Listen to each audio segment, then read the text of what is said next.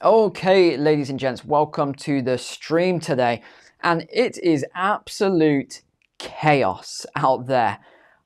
Yesterday, I was covering a number of stories, but today there's been basically three major incidents or events that have taken place just in the last 24 or just over 24 hours. Just huge things are taking place on a daily basis now, as if it wasn't bad enough or a big enough event that took place on Sunday with the second attempt on Trump. Now we've got some big things. I'm just going to jump straight into the stories because there's three major events that I need to bring you up to speed on. We'll start on the easiest one to cover, and then we'll go on to what's happened in the Middle East. So this is out of Reuters. Putin has ordered the Russian army to become the second largest in the world after China's at 1.5 million strong. This is, the juxtaposition of this image alone, the soldiers here with the lady in the flowing dress walking behind. Let's go through all of this then. So Putin said on Monday he's ordered the regular size of the Russian army to be increased by 180,000 troops to 1.5 million active servicemen in a move that would make it the second largest in the world after China's. In a decree published on the Kremlin's website, Putin ordered the overall size of the armed forces to be increased to 2.38 million. Yes, that's not a typo. 2.38 million people, of which he said 1.5 million should be active servicemen. According to data from the International Institute for Strategic Studies, then the IISS, this is a leading military think tank. Such an increase would see Russia leapfrog the US and India in terms of the number of active combat soldiers it has at its disposal, and will be second only to China in size. The IISS said Beijing has just over 2 million active duty service personnel.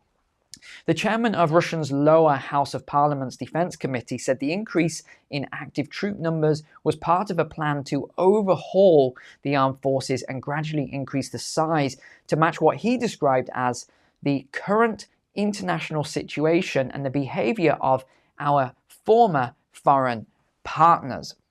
For example, we now need to form new structures and military units to ensure security in the northwest of Russia, since Finland, so a key country here, Finland, with which we border, has just joined the NATO bloc, which obviously Russia sees as escalation. And in order to carry out this process, we need to increase the number of our troops. So this is the third increase, by the way, since 2022. In 2022, he previously ordered two official increases in a number of combat troops by 137,000 and 170,000 respectively. In addition, then, Russia mobilized over 300,000 soldiers in September and October of 2022 in an exercise which prompted tens of thousands of draft-age men to flee the country. I saw a lot of these men when I was in Thailand, actually. I was in Phuket, and it was unbelievable. I felt like I was in Moscow. If any of you have been, you'll know what I'm talking about. The Kremlin has said that no new mobilization is planned for now. However, and that the idea is to continue to rely on volunteers signing up to fight in Ukraine. So that's the big story out from Russia at the moment. This is what Putin has just announced. So again, why is this taking place? It's pretty obvious that where we are moving towards, so we need to be very mindful of this, of what is coming down the line. It's obvious when we go into the next stories as we keep going through. This was a big one that took place yesterday. There wasn't time to cover it on the stream because it was just happening as we were streaming. But the Houthis hit Israel with a new hypersonic ballistic missile. Now, the reason this is key, don't sort of discount this headline because you aren't really seeing the media covering it. It's just they're treating it as if it's a cat up a tree kind of story and a fireman rescued the cat. It's not. the reason this is so important, or so, what is the word here, alarming, is because they couldn't intercept this missile. The US tried to intercept the missile. Loads of Western allies were in the sea there trying to intercept the missile. Israel tried to intercept the missile. They couldn't intercept it because it was moving, because these ballistic missiles now, the speed of which it was going, and it could change course quite rapidly. So they couldn't intercept it. Now, fortunately, it didn't hit a civilian target, didn't cause any death toll. But this just shows you what is happening with this escalation. And it's not just one country here with Israel and one country. There's a lot more escalation. And when we go on to the next story, this is probably the biggest story of the month for that region in a moment. We've got to get into this in a second. So this is what they said. A spokesman for the Iran-backed Houthis claimed in a video announcement on X. It's so ironic that everyone is using X at the moment to get their information out there. They said they launched a new hypersonic ballistic missile, and it was targeting Israel on Sunday. He also warned that additional attacks could be expected as the first anniversary of the October 7th Hamas attacks approaches. We won't go through this, but this was the statement out of, this was Yemen, I believe. The Washington Post quoted Israel Defense Forces that said a surface-to-surface missile fired from Yemen hit an escalator in a train station in the central town of Madin. And this was it here. This was, okay, so they were saying that they were trying to target a power plant near the airport. Following the sirens that sounded a short while ago in central Israel, a surface-to-surface missile was identified crossing into central Israel from the east and fell in an open area. No injuries were reported. The IDF said the missile likely fragmented in midair, but did not state if interceptor missiles were responsible for that. I would say it probably was, because there was, you can see here, 20 missiles failed to intercept it. 20 missiles. It traveled 2,000 kilometers in just 15 minutes. The question is, where did they get these hypersonic missiles from? I think we know. Why didn't the US intercept it is the big question here. They said it just kept changing course, and even the US's best missiles could not stop this one that was fired. The Israeli Prime Minister told officials at the start of a cabinet meeting that the Houthis should have known by now that we charge a heavy price for any attempt to harm us. In July, the Houthis claimed responsibility for a kamikaze drone strike in Tel Aviv that killed one person. These direct attacks on Israel's soil and various bombing raids by IDF forces on Yemen only suggest a broadening conflict is near. And we will expect now the IDF to launch a retaliation strike in some form against Yemen. So that's probably what's coming next. Now, this is the really, really big story of the day. This is huge. Hezbollah's 9/11, they're calling it. The Iranian ambassador was among 1,000 wounded after Israel remotely detonates pagers. Now, this is an ongoing story, but I've never heard anything like it. It's as if it's something out of a movie. So what they think happened was that Mossad, and again, we don't know all the details yet, still emerging, somehow gained access to the pages of the entire network. And they went all the way up right to the Iranian ambassador here. And they detonated these pages. And then when I say detonated them, I can't even show you the videos because I can't find a clean enough video. This is brutal. I mean, these things went off. They were miniature bombs, killed a lot of people, injured a lot of people, as well as people that were in the vicinity as well. So civilians were also caught up in this. Hospitals absolutely overrun. They can't figure out how it was done, but one theory is that this pager network, which they use it because they say that the messages can't be intercepted. I'd be very surprised if they can't, but that's what they say. So they use this instead of mobile phones. Well, the pagers were recently updated, lithium batteries were put into them. So the theory is that when these updates were done to these pagers, or these new pages, that somehow Mossad got involved and they did something to these pages. I don't exactly know what. This is not my field. But then they had this opportunity, which took place today, to detonate all of these pages. And they hit a lot of people. We are talking over, I think it's over 1,000, over 1,200 Hezbollah operatives were injured, a number killed as well. The Iranian ambassador was also among the wounded. He had one of these pages. We won't ask too many questions on that. But one of the people confirmed killed is the Hezbollah member of parliament's son as well. Okay, here's the update. This is updating as we go, so the page might update as we read through it. So there's 8 dead now, 2,750 injured in Lebanon alone. The health minister said 200 people are in a critical condition as well. This is Israel. This was a security operation that targeted the devices, and they've said the enemy stands behind the security incident. He added the new pages were have these lithium batteries that apparently exploded. We know all about lithium batteries, don't we? Many will ask why pages. Here it is. They said it's to avoid Israel intercepting its members' communications. See if there's anything else we can update you on, as this story is still ongoing. This was the biggest security breach, they are calling it, ever faced since the start of the conflict with Israel. And they were even exploding 30 minutes after the initial blast. And these were the pages in question. And I have got some videos, but I will not play them. They're absolutely, it's one of those things you wish you could unsee, actually. But if you want to see any of them, you can go and look at them.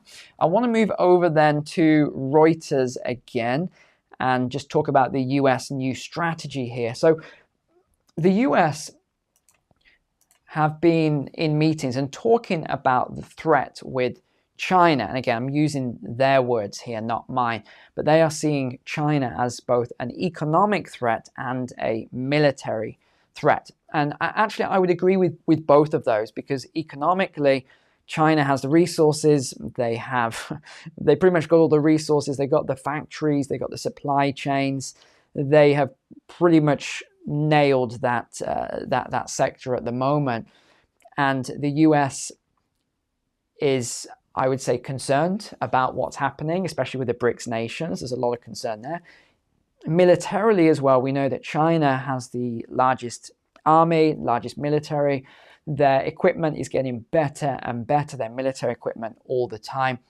So, and of course we know about the conflict with Taiwan, or should we say the upcoming conflict, because I think we all know it eventually will happen. It's just a matter of time here. So we're aware of these scenarios, we're aware of these factors.